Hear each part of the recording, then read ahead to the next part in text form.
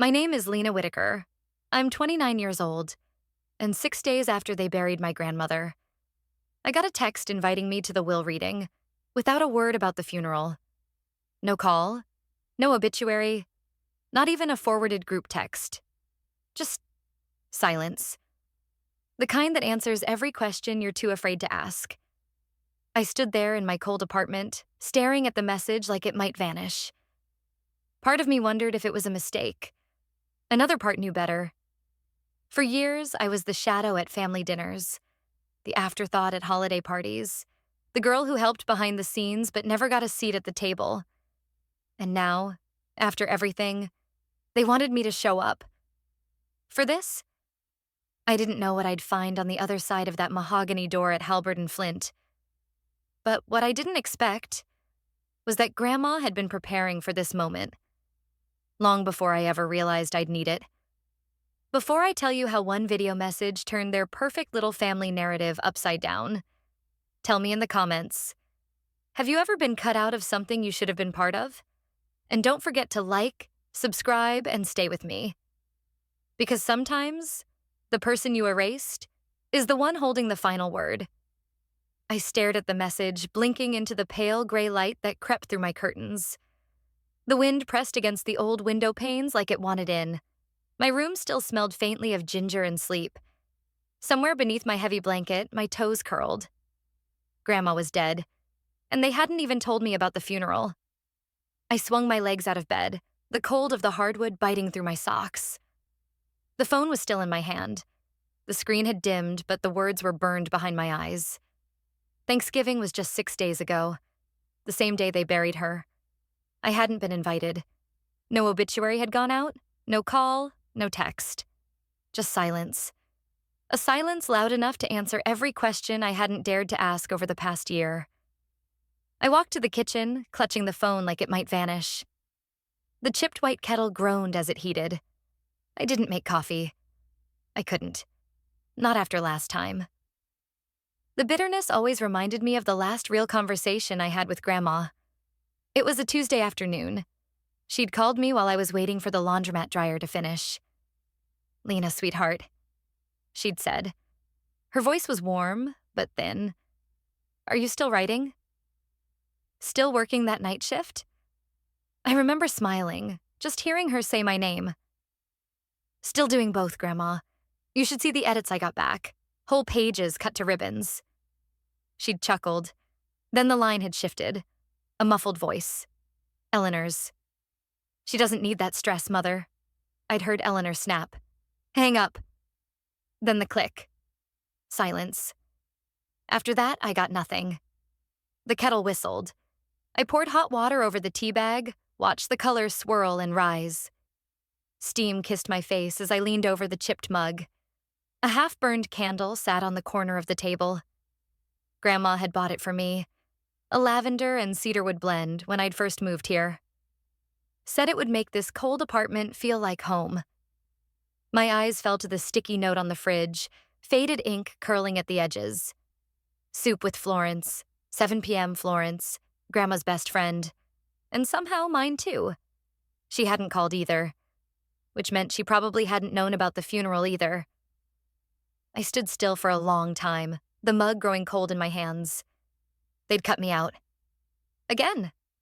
First, they cut me out of Christmas, then Harper's engagement party, then the family group chat. And finally, this, her funeral. The last chance to say goodbye. But why now? Why this message? My thumb hovered over the phone screen. I stared at the words again. "Your presence is required." Was it a mistake? I set the mug down and walked to the closet. My coat was too thin for December, but I grabbed it anyway. Next came the scarf. Grandma's scarf. Pale blue, hand-knit, still carrying the faintest trace of her lavender perfume.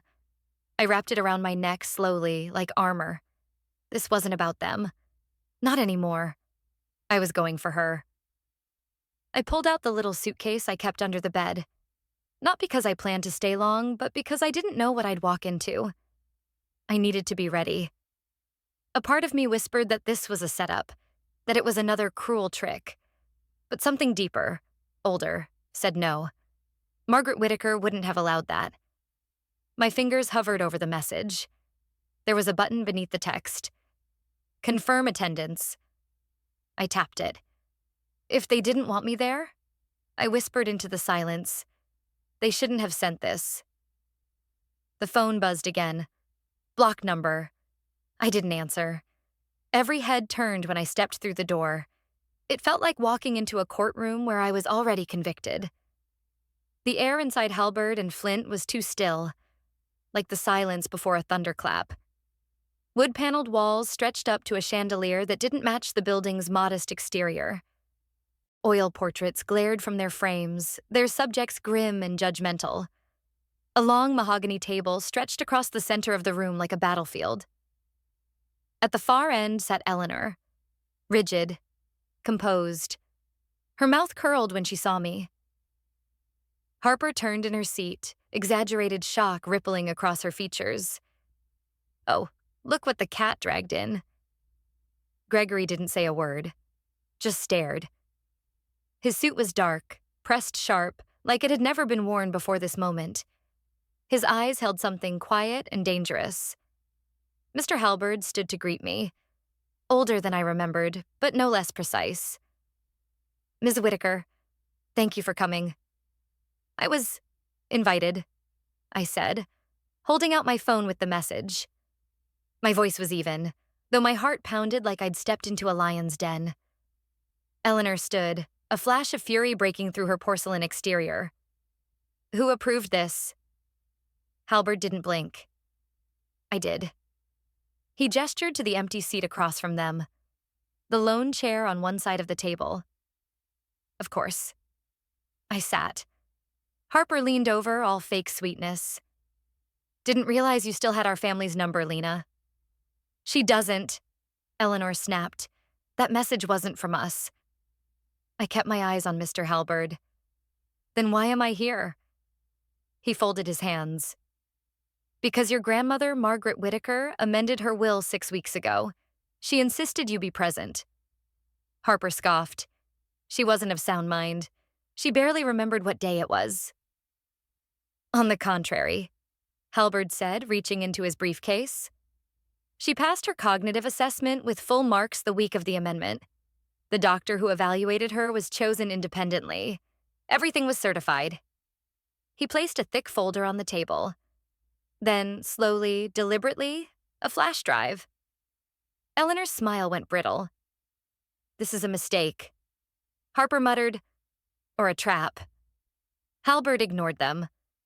She wanted to make sure there would be no misunderstandings, he said, turning toward the laptop. And so, before I read the formal contents, I've been instructed to play a message. The flash drive clicked into place. A screen flickered to life. I felt my fingers tighten against the edge of the chair, the scarf around my neck. It suddenly felt warmer, heavier. Nobody moved, nobody breathed. Because somewhere in that flash drive, Margaret Whitaker was about to speak, and she was going to speak to all of us. If you're watching this, I'm gone. Grandma's voice cracked from the speakers. And you're probably all seated like well-dressed vultures, ready to share me like dessert. The room froze. The lights had been dimmed, the blinds drawn halfway. Halberd had placed the laptop at the head of the table like an altar, and from it, Margaret Whitaker's voice poured into every crevice of the room like smoke. No one moved. Not Eleanor, whose jaw had tightened. Not Harper, who looked like she might laugh but never did. Not Gregory, whose eyes hadn't left the screen since it lit up. Let me save you some time. Grandma went on, her voice hoarse but sharper than I remembered. There is no estate for you to divide, because I've already divided everything. Very carefully. Harper crossed her arms. Gregory shifted. I kept my silence for too long. Eleanor? She paused, and I swear the air shifted. You stole from me, from the family business. You rerouted funds for administrative expansion and bought that second condo in Florida. Did you think I wouldn't notice? Did you think the board wouldn't either? Eleanor's eyes darted toward Halberd. His face was made of stone. And Harper, Grandma continued, her tone colder now. Your therapy practice is a nice front, but pressuring me into sessions to clarify my legacy? That's not healing, sweetheart. That's manipulation. Harper's lips parted slightly, but she didn't say a word. And Gregory. The pause was long, like Margaret was choosing her words with a scalpel. How many shell companies do you need before you remember your own name? The money trail ends at your doorstep, and so will the subpoenas if any of you push this. The room was ice. Then her voice softened. Just a little. You all tried to cut Lena out. You told her she wasn't family anymore. You buried me without her. That was your mistake. My throat tightened. I stared at the screen but couldn't really see it anymore. I may not have said this to her face. I didn't want to make her feel responsible. But every blueprint, every gallery sale, every dollar that built this family's name, she touched it. Lena didn't just help me. She created what I'm leaving behind. There was a shuffle. Someone shifting uncomfortably. Probably Gregory. I'm leaving her the house, the joint accounts, the artwork, the copyrights, the life insurance. All of it. Silence again. You could have heard the dust falling. And I've left behind notarized records, sworn affidavits, and a backup of this message in case this one gets lost. Eleanor gritted her teeth. Harper was blinking too fast. Grandma's voice dropped to a near whisper. Lena doesn't know I've gathered all of this, because she's too good to blackmail you. But I'm not. I inhaled, sharply, quietly. Margaret looked straight into the camera. Let her live in peace, or I'll haunt you through every court this country has. The screen went black. No one spoke. Eleanor stood slowly, like the ground under her feet was unsure. Her face had drained of color. We'll see about that. Without missing a beat, Halberd reached forward and pressed a key. There's more. The first article hit by noon. Granddaughter accused of influencing Whitaker matriarch's final wishes. I hadn't even made it out of my pajamas. The headline blared from my phone, bold and blue, with a photo of me entering Halberd's office. Shoulders squared, lips tight, a scarf I didn't realize was crooked. The caption read like a mugshot description. Lena Whitaker, 29, seen attending private reading of late matriarch's will. The article was worse. Sources close to the Whitaker family allege that Lena Whitaker, estranged granddaughter of the late Margaret Whitaker, may have exerted undue influence in the weeks leading to the matriarch's death. Questions remain about a sudden revision to Margaret's estate documents, placing Lena as primary beneficiary. I clicked away. The second article was already up, this one featuring a quote from family insiders accusing me of isolating a vulnerable elder and manipulating her with emotional dependency. My stomach twisted. Eleanor's words echoed in my head like a ghost. You might win a moment, but we own the narrative. I threw on a coat and grabbed my keys. The air outside was soaked in drizzle, the sidewalk slick and gray. A block away, I ducked into a corner cafe with fogged-up windows and the stale scent of burnt espresso. The barista didn't look up. No one did. I slid into a booth by the window, the headlines still screaming from my phone screen. Whitaker fortune? A legacy stained by manipulation? My thumb hovered over the dial pad. I typed Halberd and hit call. He answered on the second ring. Lena, have you seen it? I have, he said, unfazed.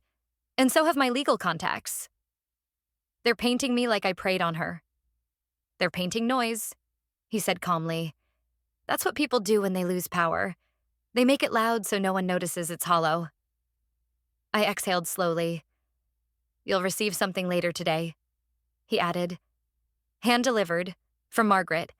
She wrote it in July. I swallowed. Why didn't she give it to me?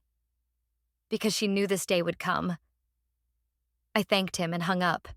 My hands trembled, maybe from the cold, maybe from something else. Outside, the drizzle thickened into rain. I wrapped Grandma's scarf tighter around my neck and started back toward my apartment. Florence was waiting on the second-floor landing when I got there, a plastic container of soup cradled in her hands. "Thought you might need something warm," she said. "Rain gets into the bones." She was in her 60s, maybe older, flannel wrapped around her shoulders, hair tucked into a knit cap. Her eyes, always kind, were sharper today. "Thank you," I murmured, trying not to break. "You know," she said, shifting the soup into one hand, "I used to see you two." "You and Margaret." I blinked. "You did?" "Every Thursday," she said, like clockwork. "You walked her to the corner bakery. She wore that ridiculous purple hat. You'd always bring her back laughing." My eyes stung. "I watched Love," Florence said, pressing the soup into my hands. "Not Leverage." I stood there, stunned. She patted my arm and shuffled away without waiting for a reply. Back inside, I set the soup on the table and sat down just as a knock came at the door. A courier in a rain-speckled jacket handed me a padded envelope. "Signature here, please." Inside was a single envelope with my name on it. My full name. In Margaret's handwriting. The paper was thick, like the kind she used for holiday cards. I unfolded it with careful fingers. "Lena, if they ever make you doubt yourself, read this. Then read it again. I leave you my legacy, not their guilt. Don't return it like an unwanted gift. That's what they want. They want you to believe you stole what was already yours, what you built beside me. You didn't. You earned it. With every late-night cup of tea, with every painting you kept cataloged, with every secret you never told. I saw it all. I loved you more than I said." My hands shook as I read the last line. "Now go and live, boldly." I held the letter to my chest and shut my eyes. The rain tapped like fingers on the window. It didn't feel cold anymore. "I won't," I whispered. "I won't give it back." My phone buzzed. Invitation. Live interview tonight at 7 p.m. Topic: Whitaker family scandal. Confirmed guest: Eleanor Whitaker. The video clip was only 43 seconds. Enough for Eleanor to spin it. Enough for me to burn her entire script. The studio lights buzzed overhead like wasps. A wall of cameras faced us, and between them, a sleek, overeager host with 2 white teeth smiled like this was a game show, not a bloodletting. "To discuss the controversy surrounding the Whitaker estate," he began. "We're joined by Eleanor Whitaker and Lena Whitaker, granddaughter and as of this week, primary heir to the Whitaker holdings." Eleanor wore navy, pearls. Her smile looked polished but brittle. She got the first word. "It's a tragic situation," she said, voice low and smooth. "When grief is exploited. My mother was vulnerable. She was taken advantage of. I won't name names, but the sudden shift in her will speaks volumes." The host tilted toward me. "Ms. Whitaker, your response?" I met the camera. Not the host, not Eleanor. "My grandmother was not vulnerable," I said. "She was vivid, sharp. She made every choice with eyes wide open. But yes, she knew exactly who you all were." Eleanor's eyes narrowed just slightly. "I believe," she cut in, "we have footage that shows otherwise." The screen behind us lit up. A blurry hallway. Grandma's voice, soft but uncertain, drifting from off-screen. "What day is it again?" A figure, me, guiding her gently. It looked ambiguous, just enough to seed doubt. The clip ended. "Unsettling," the host murmured. "I imagine it is," I said, reaching into my bag. "Which is why my grandmother recorded her own version of events." Halberd, seated off camera, handed the flash drive to a producer.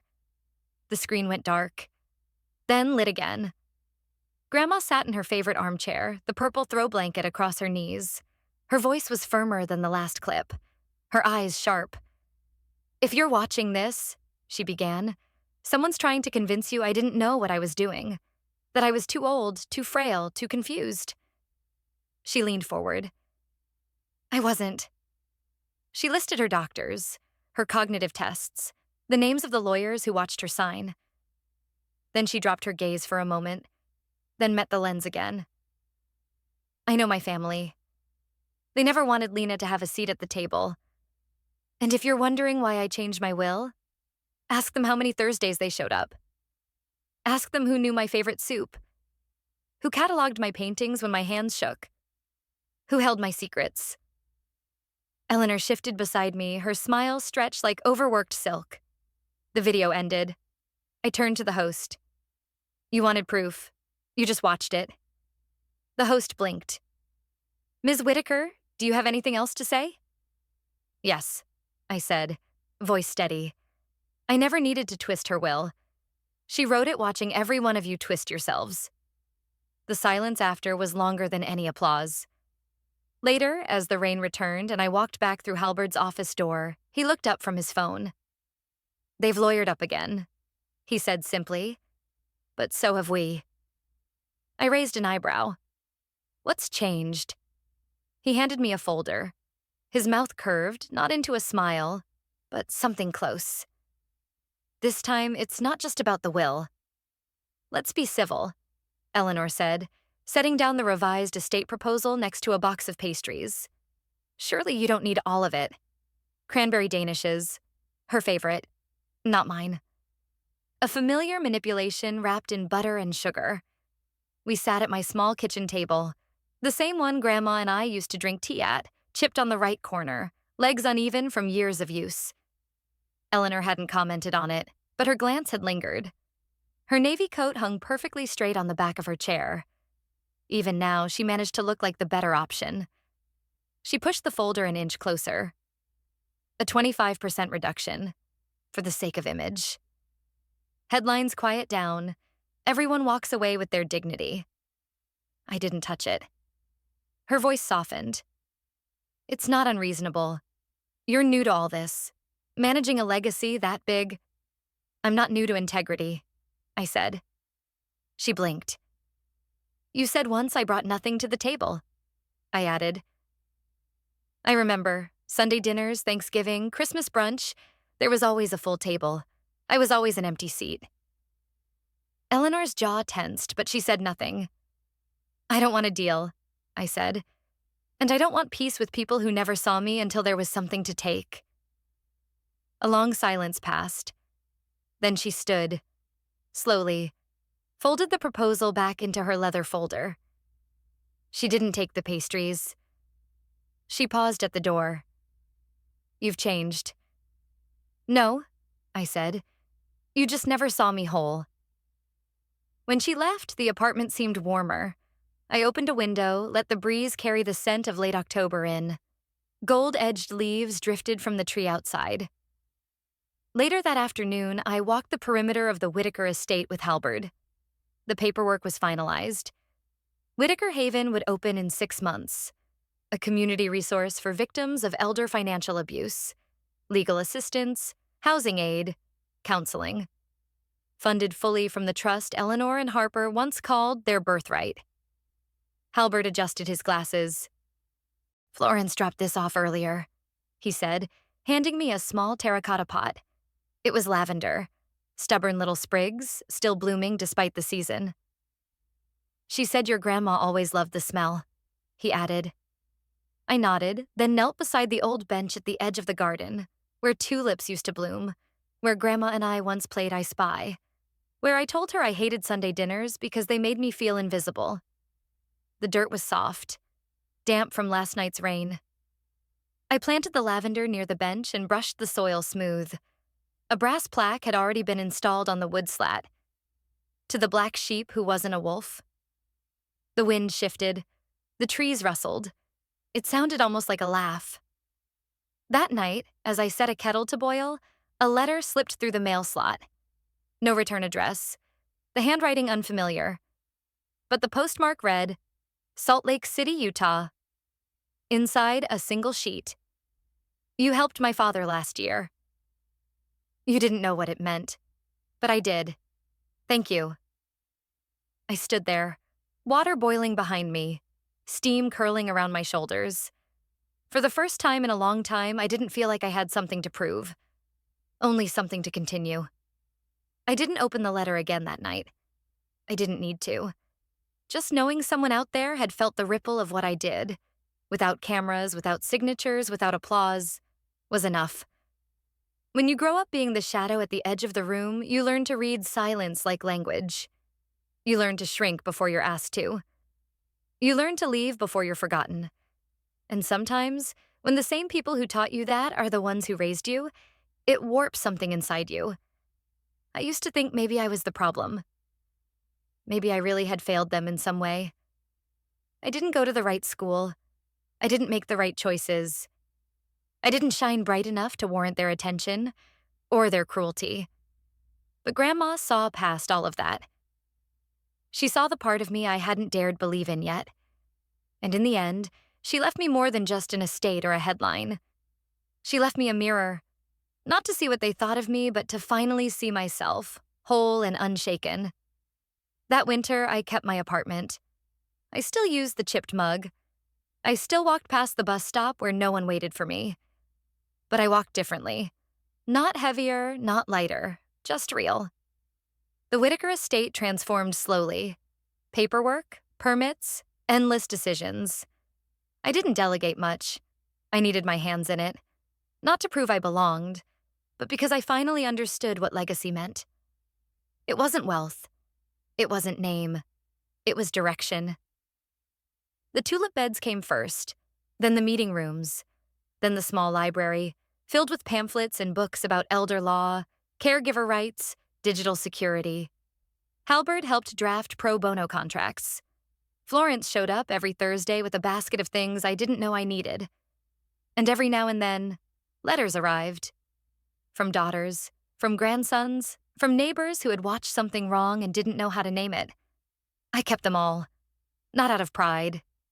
Out of memory. Because forgetting is how people like my family get away with things.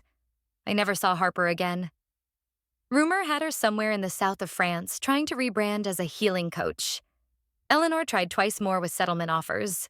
The last one came with a handwritten note. "You've made your point." I didn't respond. I didn't need to. One afternoon in early spring, I sat on the bench beside Grandma's plaque.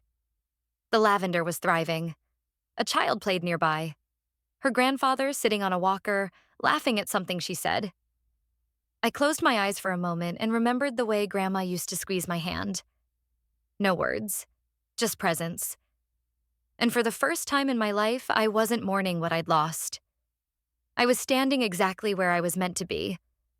Being underestimated doesn't mean being worthless. Some endure in silence, not out of weakness, but because they were never given the chance to speak.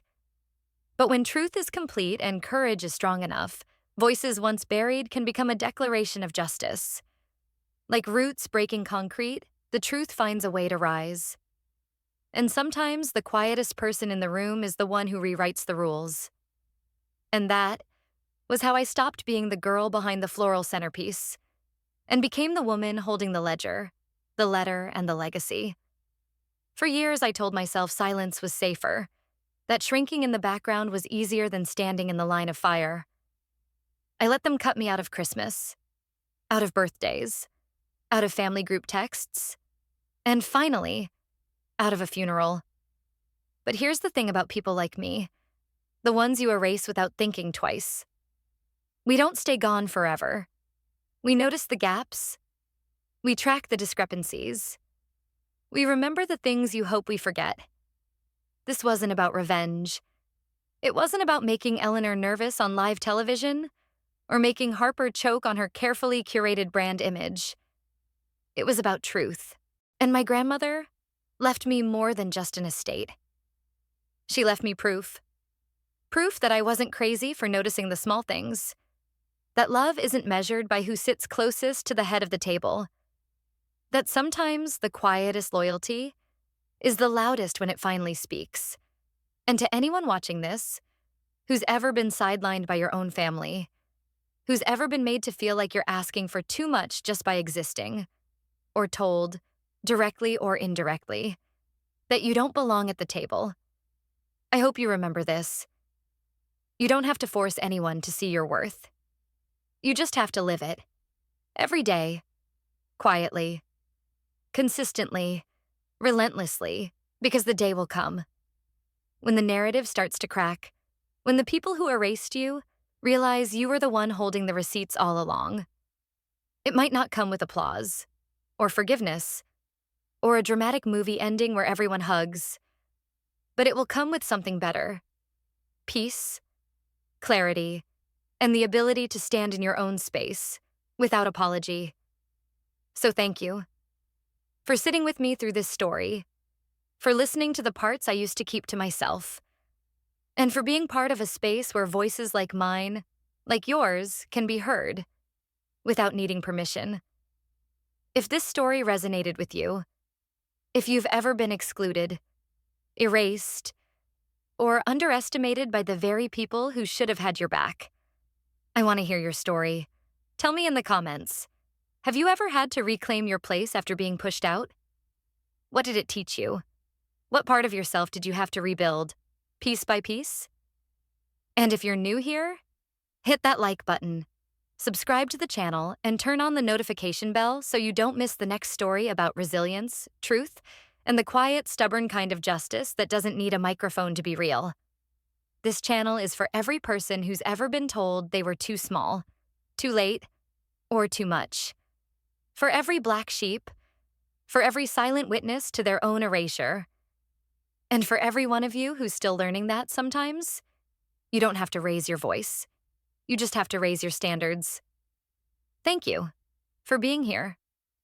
Thank you for making space for stories like this. And most of all, thank you for staying. Until next time, stay steady, stay clear, and never let anyone rewrite your worth.